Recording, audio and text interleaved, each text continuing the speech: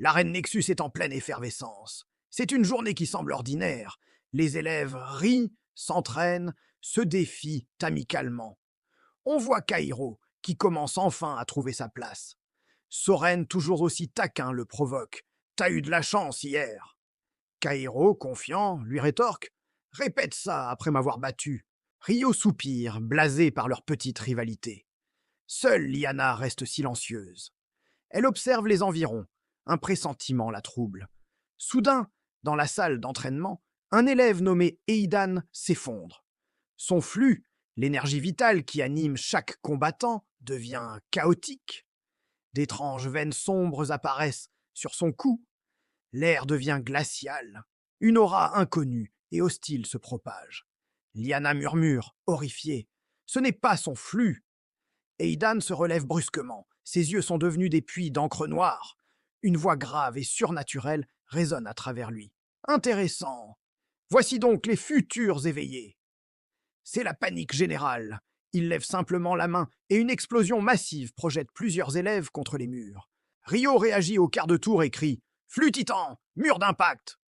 Une barrière d'énergie pure se dresse, bloquant l'onde de choc. Soren enchaîne aussitôt « Lance foudroyante !» Un éclair fulgurant frappe Aidan de plein fouet, sans aucun effet. L'entité possédant Aidan esquisse un sourire méprisant. Pathétique. Puis il disparaît. Il réapparaît instantanément derrière un autre groupe d'élèves, les balayant d'un simple geste. Kairo, voyant ses camarades en danger, serre les dents. « Stop !» Il active son flux et les lignes noires caractéristiques de son pouvoir parcourent son corps. Il hurle « Résonance, zéro !» et frappe. Pour la première fois, l'énergie de l'ennemi vacille. Il recule. Eidan, ou plutôt ce qui le possède, se met à rire. Son corps se fissure, laissant s'échapper une silhouette spectrale. C'est un masque de l'ordre noir. Vous êtes si faible, et pourtant vous portez un pouvoir divin. Liana blêmit. Un masque à l'intérieur de l'école. Le masque libère alors toute sa puissance. Une pression monstrueuse écrase la pièce. Rio peine à tenir debout. Soren est complètement paralysé par la peur. Mais Kairo, lui, avance. Chaque pas fissure le sol sous ses pieds. Je ne reculerai pas. Son flûte explose violemment, mais quelque chose change.